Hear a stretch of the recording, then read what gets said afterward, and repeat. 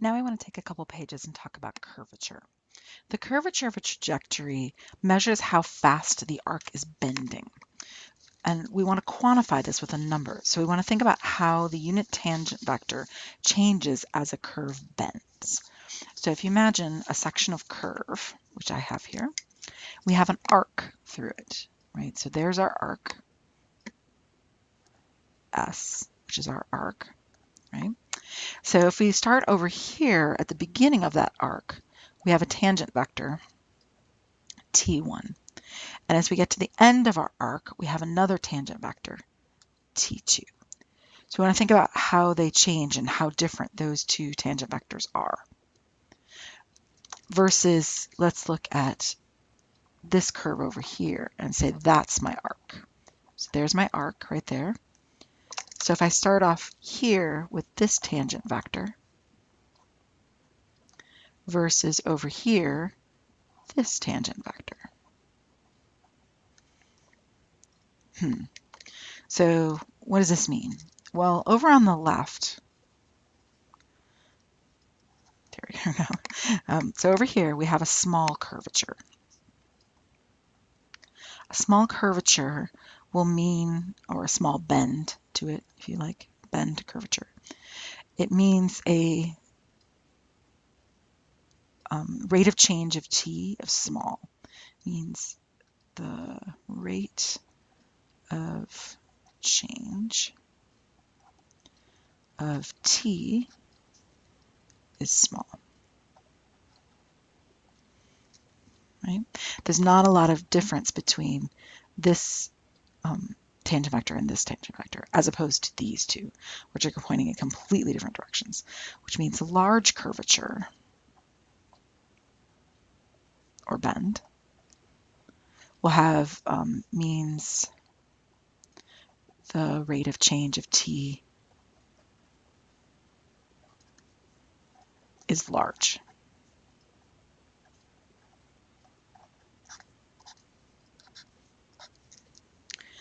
All right, well, obviously we need to know what the rate of change is. So the rate of change of t is the derivative of that tangent vector in relation to the arc that you're giving it. Right? So how fast it's changing in relation to that arc. So it's derivative with respect to arc length.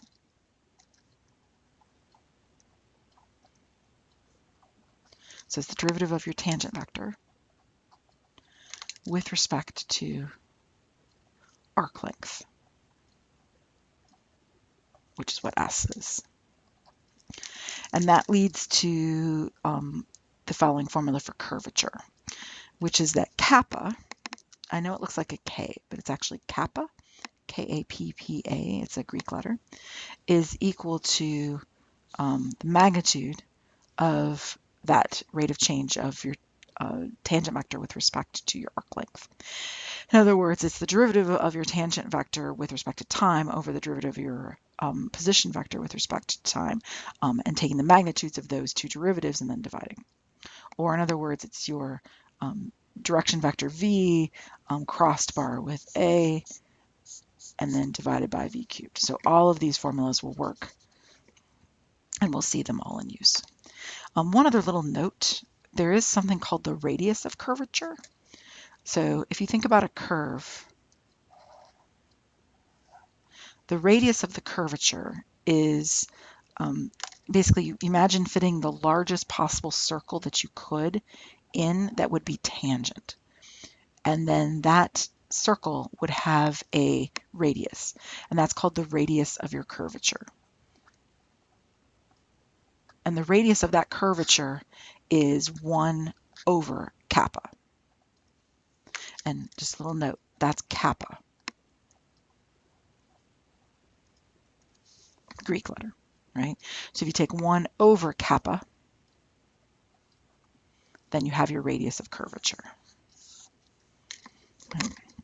It's essentially, well, it's if you fit a circle that is tangent to the curve, but it's the largest circle that you could do that is tangent to the curve in only one spot, then that would be the radius of that circle. So that's called the radius of curvature.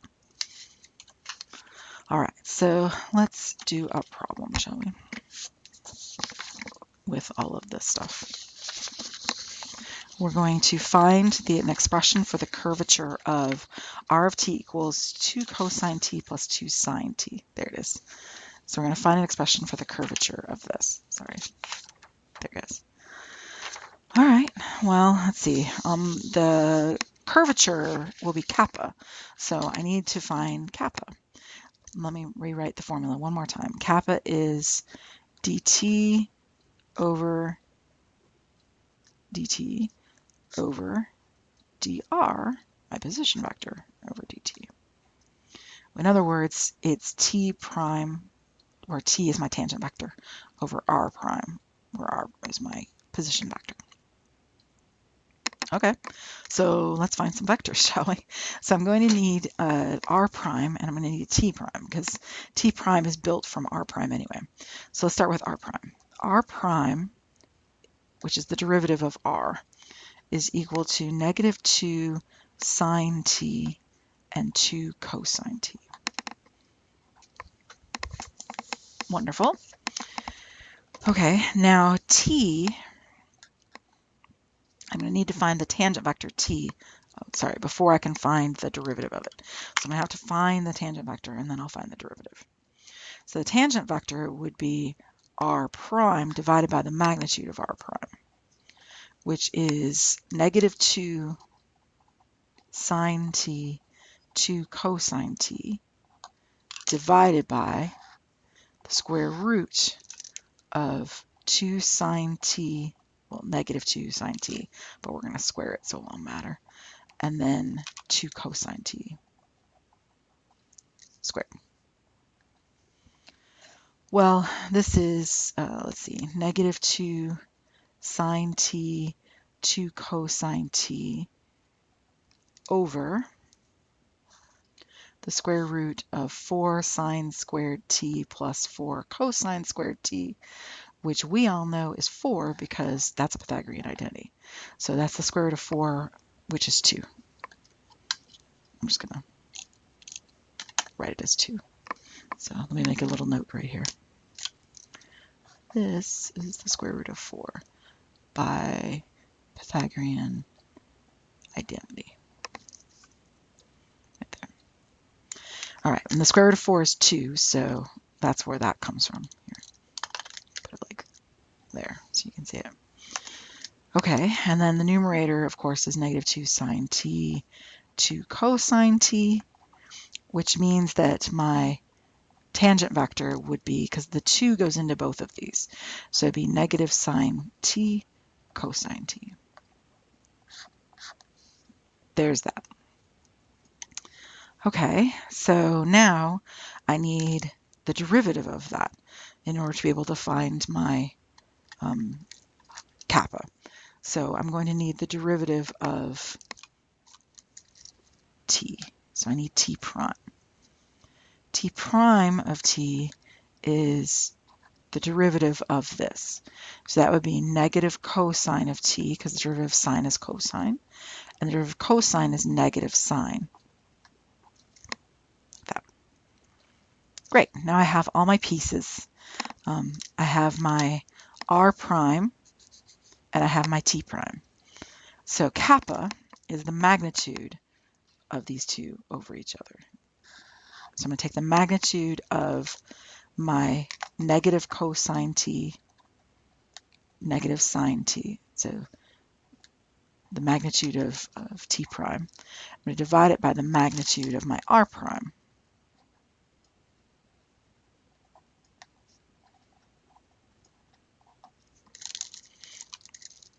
Okay. Well, you hopefully can see where this is about to go, because when you take the square root of cosine t, technically it's negative, but it won't matter, squared plus negative sine t squared, you realize that's going to be cosine squared plus sine squared, which is going to be 1. And then down here, we'll have negative 2 sine t squared plus negative or positive 2 cosine t squared. Okay, so that is cosine squared plus sine squared on the top, which will be 1, Pythagorean identity. And that will be 4, because 2 times 2 is 4. So 4 sine squared t and 4 cosine squared t. And they're added to each other on the bottom. So that's the square root of 1 over the square root of, yet again, that would make 4, because you could factor the 4 out, and then sine squared plus cosine squared is 1. And that would be a half. So there's your kappa. Kappa is a half. Now, why is this constant? So it doesn't have to be, but this particular one is, and it's because our original function is a circle. If you look at 2 cosine and 2 sine, that's a circle, moving counterclockwise, in fact. And therefore, let me just say, so note, r of t is a circle. Let's see if I can draw a circle. Circle of radius 2, moving counterclockwise.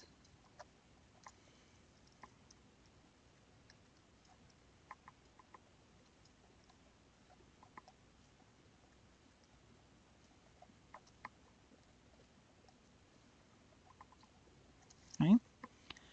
And so that's why this is constant. So you can see, note, kappa, which is a half, is constant because r of t is a circle. If it was not a circle, it wouldn't be constant. Circles have a constant curvature. That's what makes them circles, right? They're always the same amount of curve no matter where you are on the curve, on the function. Also notice that the radius of the circle, the radius of your curvature, is 1 over kappa, which would be 1 over a half, because kappa is a half, which would be 2, which of course is the radius of the circle, right? So it all kind of folds in on itself on this problem, because this problem is a super easy one because it's a circle to begin with, right? Circles are very special because they have basically the exact same curvature everywhere. That is not true for all functions, as we're going to see in the next example. But circles, it is definitely true. And so we've kind of shown that in this example that the formulas work out, that the radius of curvature does in fact equal 1 over kappa, because that's working out. We're also showing that a circle, which of course has a constant curvature, does indeed have a constant kappa.